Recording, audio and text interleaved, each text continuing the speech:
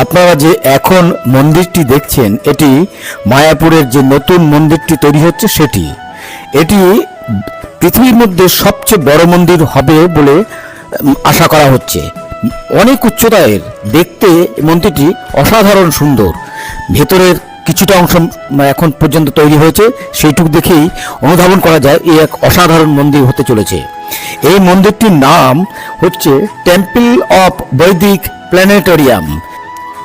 দেখুন, সেই মন্দিরটিকে দেখাবার চেষ্টা করছি, দেখুন।